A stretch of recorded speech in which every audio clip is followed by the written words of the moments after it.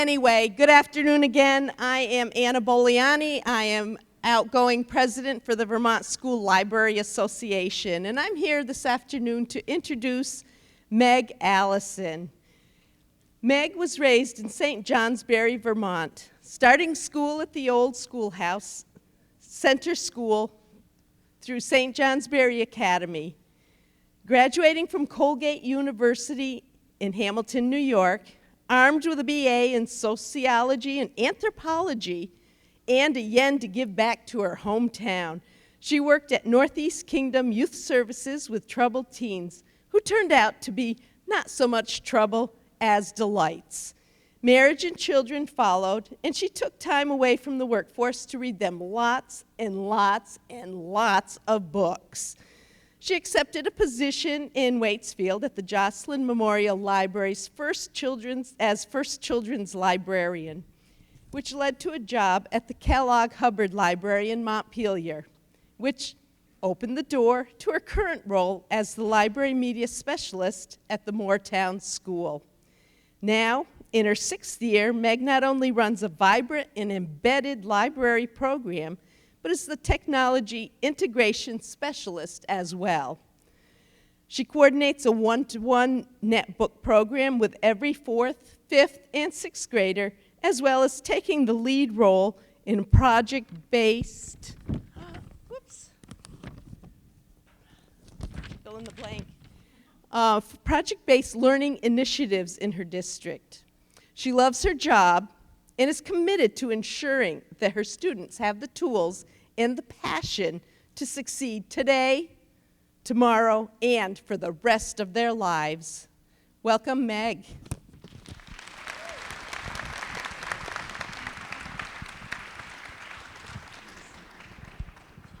Great. Thank you, Anna.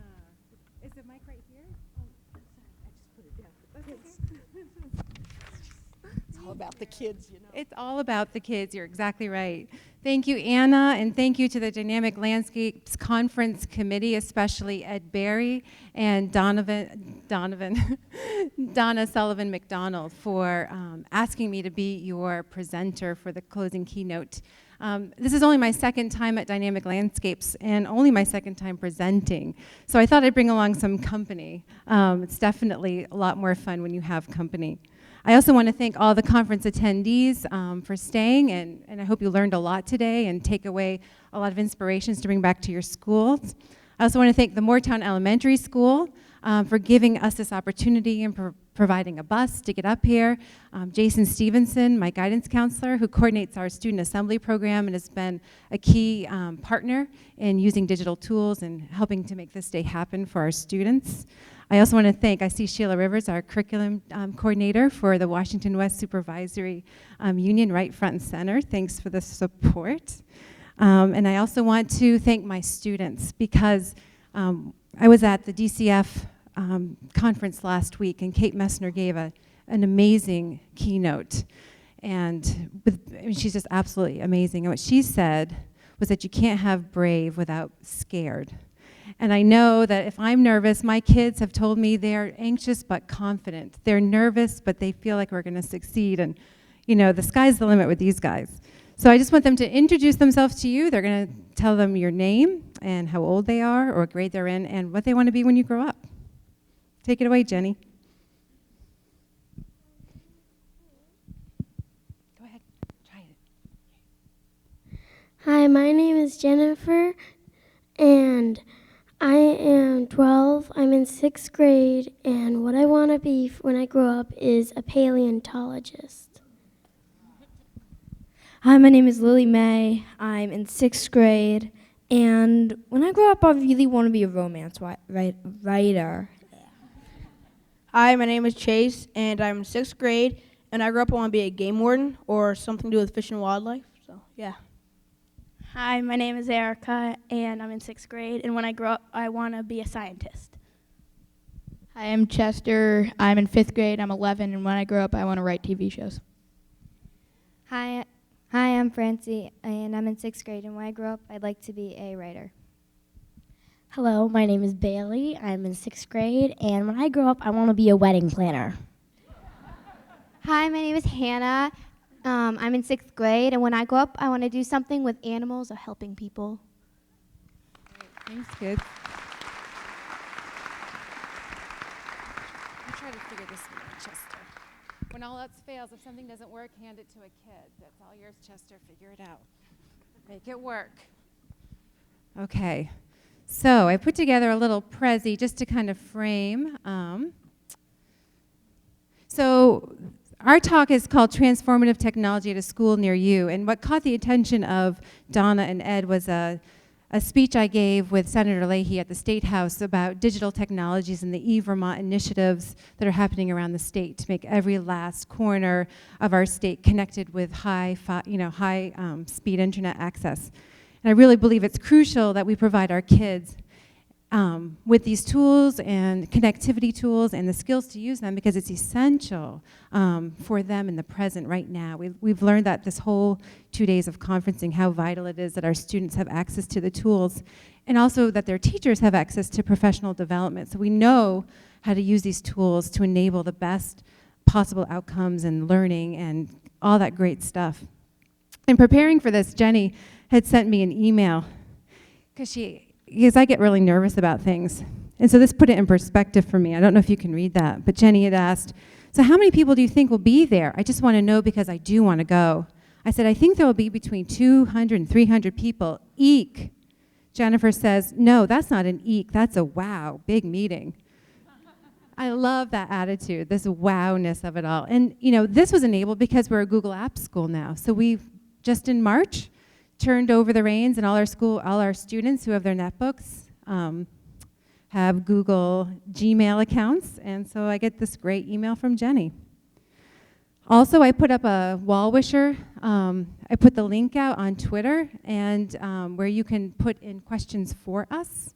It's if you want to type that in, it's padlet.com/wall/dynamic landscapes.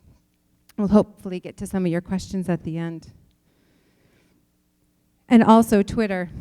My students have been tweeting ever since they got here. So follow us at Morton School. We've been using the hashtag VTEd. We love to see who's following us. We also put out tweets of our own. We do the student newspaper. So one way we use Twitter is that students have to synthesize what they know. And so every other week, raise your hand if you're on the school newspaper. So we put out a newspaper how many times? About every other week. And we try to, so they write great long articles and they write blurbs, and so what we try to do is synthesize, and how can you say what you want to share there as a tweet? It's just another way for them to use those skills to pump out some information. We value our paper newspaper, we email it, we hang it up, but we also know that to share it, to reach some of our audiences, we have to compose that into a tweet. And so, Governor Shumlin and the Department of Ed follow us, so they find out what's coming out at Morton School because our students know how to tweet. So Morton Elementary School. We are a very typical small rural Vermont school that had something very untypically happen to us after Hurricane Irene. This is our beautiful school, but the same year that we started our one-to-one initiative and were ready to roll it out the night before school started, our school flooded and our town flooded. And we had to postpone doing the netbooks. And I only raise that as a point that we've had so many obstacles to overcome to get the digital netbooks into the hands of our kids. We've had hurdle after hurdle after hurdle, but we never let it get us down. We just totally understood the gift that we had and this opportunity for our students. So despite starting the school year under tense, despite having to have to move the netbooks and make sure they were secured and being delayed in that program, using cardboard as our desks, the one thing we had going for us was the sense of community and the sense that we're all in this together, and that totally shaped. But it's so intertwined because that was the same year that we started our one-to-one initiative. So I think that in a way that extraordinary, unfortunate circumstance made us such a strong community that we were able to be extra flexible, extra patient with each other, and just so thankful for this opportunity. Because I've heard people say, well, are the netbooks, how are they holding up? Are they slow? This and that. And we were just so thankful for them because we really did come from the dark ages where we had a couple computers per classroom and kids had to share them. And I also wanted to thank Steve Leggett. I don't know if he's here, but he was the partner at the Digital Wish Foundation who wired our school with Wi-Fi before the flood came and knocked it all out. And he donated his time and spent a couple days making sure we could get connected again. So I hope this is my newest version of this Prezi, because I had more pictures there. I don't think it is. But that was just with eVermont. We are a Digital Wish school. I think in some ways we're the eVermont poster child for Digital Wish. As a town, we applied for the funds from eVermont. We were a second round school. So I served on as the school board, as the school person to be on that committee, and we got this great load of gifts. Is anybody here from an eVermont town? Some of you, great, because there's a whole suite of tools and services we got from Digital Wish. It enabled us to Skype with Senator Leahy, for example. We just tossed the hat out, because we met him. Remember meeting him when he came for the post office, and he spent a lot of time in Morton. His grandmother is from Morton. He's told me that a number of times. He's a wonderful person, and he's wonderful, and we made sure to connect our kids with him through Skype.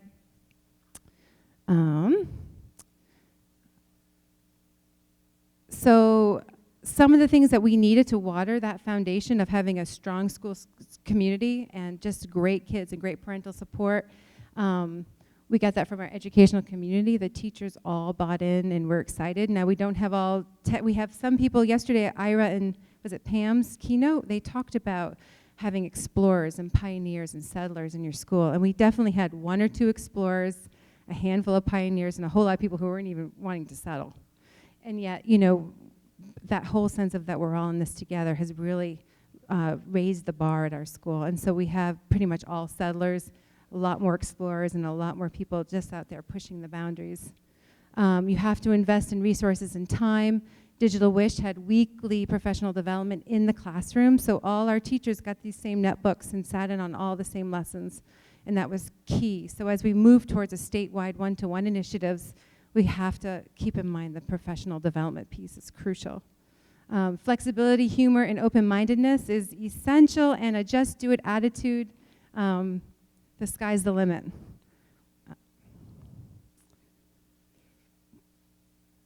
So has this been transformational for us? You betcha.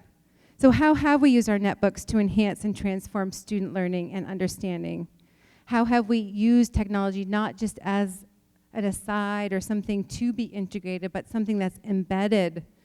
How do our students use their technology, their netbooks, for real-world applications, for innovation and creativity? How do they use them to think critically and problem solve? So buckle up, folks. We've reached the tipping point, because at Moortown School, slowly but surely, we have gotten to a point where these tools are not taken out because the teacher has to use technology because it's on their plan, or they haven't done it yet this week. These students are taking out their netbooks because it's just the way they're learning, because it's just the avenue to get to where they need to go. I'd like to ask the kids, so what do you think about learning? Is it better now that you have a netbook? How has it changed now that you're learning with a netbook every day? Well, it's different in a lot of things. We do way more schoolwork on there, and we've got more things we can do with it. We've started for every subject we use it, except for PE. For math, we do extra math, which is facts of math. You have to do it in 3 seconds, and there's addition, subtraction, multiplication, and division. And we use it in French because recently we did writing pieces and wrote stories. And then we use them in almost every subject. Music, we do music. Can't remember what it's called, but we write music, and we do it for almost every subject. So, changed a lot.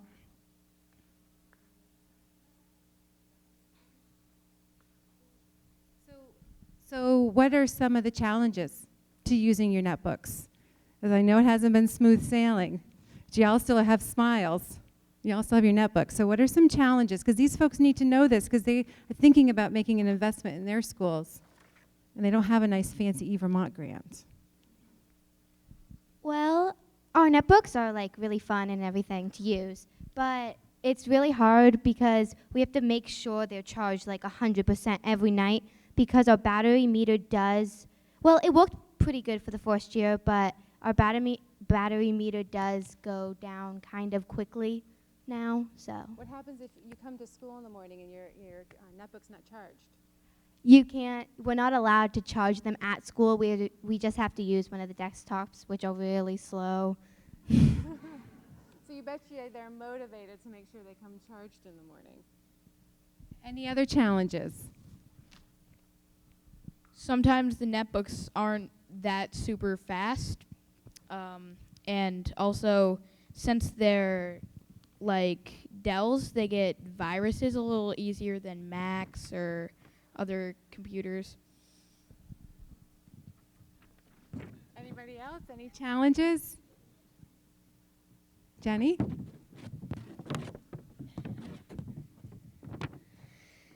Well, our homework has improved a lot with the computers now. Like, a lot more people have kind of been getting them in on time more. How does it help? Do you get your homework in on time? Yes. Yep. Why? I've What is it? improved a lot from last year. Awesome. Great. Now, how are you guys finding your collaborating with your classmates more, or communicating with your teachers more? Or your classmates? Well, the collaboration the amount of it has definitely increased because, like, with the Google Apps thing, now all the 6th graders, all the 5th graders, all the 4th graders, well, not really, 6th and 5th aren't really working with 4th that much, but we're writing more stuff together, we're emailing each other about homework, we're emailing our teachers about stuff. It's definitely increased the productivity. And yeah, that's about it. Do you have a mic down there, Bailey? I have a microphone. So it's helped a lot with collaborating with friends on writing pieces and things we have to do for literacy class. Francie and I recently worked on a writer's workshop project, and we made a zine, which is a form of a newspaper, just talking about some of the news in the 5th and 6th grade and things like that. And once we got our school emails, we found out that we could collaborate with each other on it each night just to work on it and get it done faster. Great. Awesome. Oh, that's right. You can keep that down there. So what advice would you students give to other schools who are thinking about going one-to-one? What are some things they should do? What are some things that you've learned? What are some things that have worked well? Well, I think that everybody should have netbooks in their schools because I think it really helps a lot because we've learned so much more, not just technology-wise, but since we have the internet, it's so much more open for us to learn things, and it's really helped us a lot. And like we've also learned technology-wise. We've learned how to do PowerPoints, Prezzies, Edmodos, all this stuff. And I think it just really helps you learn technology-wise and not technology-wise.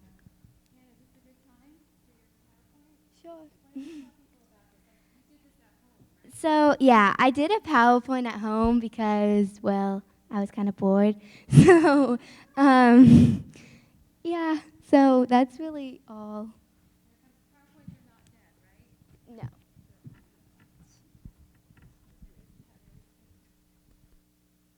This sound just later on.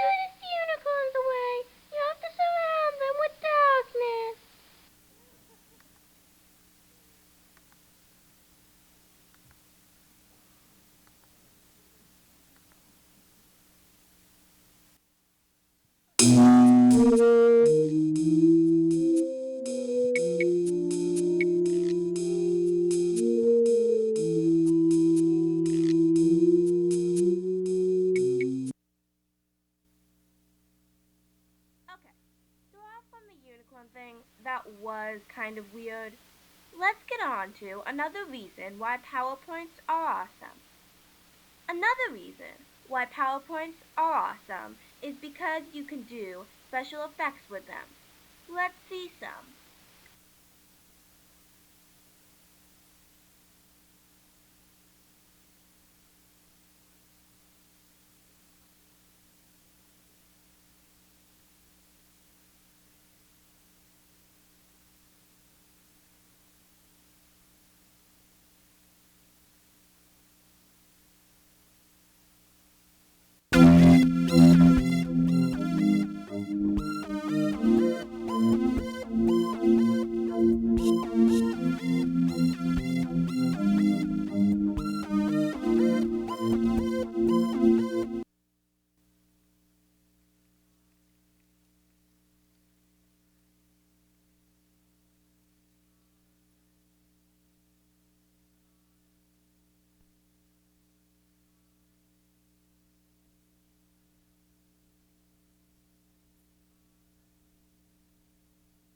Game. Tell us a little bit how you use your netbook for gaming.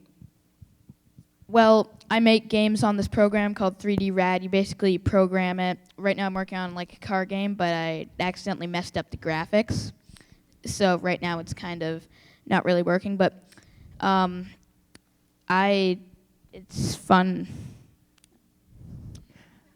You can keep that mic on that end. I just also want to point out that last spring, Microsoft sponsored a gaming challenge in the state of Vermont, the Kodu Gaming Challenge. And so I ran an after-school program, and I had 35 students showing up twice a week for 6 weeks to learn about gaming. And we swept grand prize. Who was our grand prize winner? Hannah. She won an Xbox Connect and games. We had a first place winner, Erin, who's in the 7th grade now, who's also a girl. And we had runners up. We had Bailey won a runner up, and you won with Anya, and you won games. And they were the girls. They swept the gaming competition for Kodu. I'm really kind of embarrassed because I actually have the wrong Prezi thrown up there. It's not my final product. So I do want to look at this Padlet and see. We love using things like Padlet at Morton School because kids have netbooks and they are under 13. We're K through 6. So we don't have students signing up for things like Twitter. They use a school account. They use a class account. Things like Padlet, which used to be Wallwisher, you don't need to log in. You can just give kids a URL and they all have their netbooks, and you've used those with Mrs. Riccardi in literacy, right, for answering questions about stuff. These kids also are big Edmodo users. Their classroom teachers have embraced Edmodo. Tell me just a little bit about Edmodo before we jump into questions from the audience. Edmodo is like almost it. Well, you can like post like what it is for homework and questions about homework, and like if you're sick, you can ask one of the teachers if you can ask one of the teachers on Edmodo what the homework is. It helps you keep up when you're sick. How about Chase? So there's what Jen said, but also we have math, literacy, science, and social studies in library. All of our subjects are on there, and we can go to our grades and we can see our grades. So it really helps out that, and you can ask the teacher and stuff, and they post all the homework every day. So if you forget your assignment book and you don't see it, you can look there. So yeah.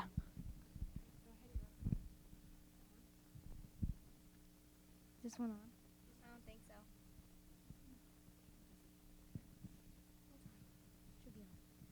Edmodo also not only like an assignment notebook, but our literacy teacher uses it to post questions and we answer them, and that's for class also. So it's kind of like not just an assignment notebook. Edmodo, so that you know like what it is, just not what it's used for. It's practically like Twitter, except each of us have our own account, and the teachers, we can't there's no hashtag anything. You just, on the side, you click on either literacy or math or whatever you want to go into, and then you just type a comment or something and people will respond to you. So it's practically like Twitter, except more educational. And if you know anything about Twitter and you know how pervasively I'm on it all the time, it's no wonder my kids know what a hashtag is, right? So let's go look and see what some of our audience members have asked us. Let's see, Eric H. Is that Eric Hall? Yay, hey Eric Hall, used to be in our district. He's asking, how do you help your kids find the balance between being plugged in and offline? Do you worry about increasing screen time in their lives? And looks like we have some kids who want to answer that, and I'll put in my 2 cents after. So it's not really very hard to find the balance because we have an eco program at our school, which is educating children outdoors. And every other Monday, we go outside for between 2 and 3 hours and learn about just outdoors, like how to make fire and shelter and how to kind of keep safe in the woods and stuff. So I would say we have a fairly good balance between the two. And another thing is we do get recess every day, and it's not like we're pressured to go home and be on our netbooks or anything, because Ms. Riccardi sometimes, she's a literacy teacher, she's sometimes on the board, she'll read when you get home and go outdoors as our homework. So it's not really that they don't want us outside or anything. She also brought us outside to do work yesterday when we were typing up poems. She had us come outside, so. And I just want to add, the teachers are very aware of this, and there's ground rules. There's no netbooks for morning meeting. There's no netbooks during silent reading time. There's no netbooks at lunchtime or recess during social time. So there are some parameters. And I'm sure when you go home, you can't be on your netbooks all the time, unless you're making really awesome unicorn PowerPoints. And she did that just for this presentation. So let's see. So what advice would you give to teachers who are new to teaching in a one-to-one environment? So think, advice for teachers. They've inherited a classroom of kids in one-to-ones. I would give advice of being patient, because sometimes the teachers can get a little frustrated. But because the netbooks can be really confusing sometimes if the whole class is doing something you don't know how to do, and that can be really hard. I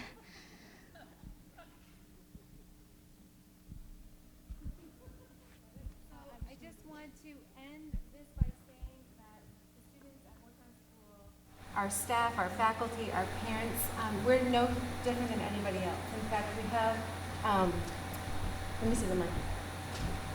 As here, we had a lot of obstacles, but the one thing that we had was each other. We had a strong community. We had a faith in each other that everything would turn out okay, and that just do it attitude is essential. So just do it. You know, my kids are up here. They're giving their first keynote. I'm giving my first keynote, but props to the kids, because you can't have brave without scared. So let's give our kids a round of applause. They did awesome.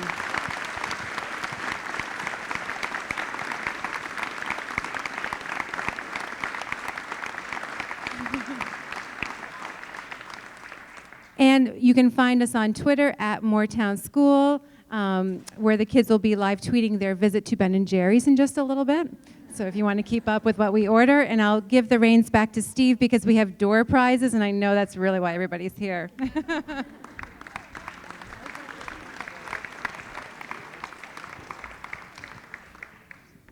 All right. Thank you. Thank you to all of you for joining us today. I want to thank our keynotes today, Steve Hargaden, Meg Allison.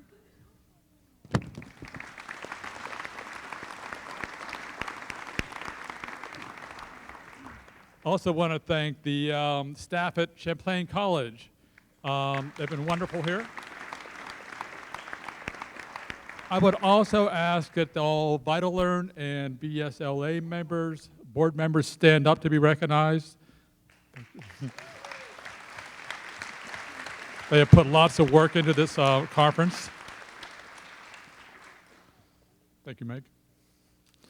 I want to announce Vermont Fest. On Monday, the Vermont Fest request for proposals goes out. So we want you to present at Vermont Fest. So let me show you something here.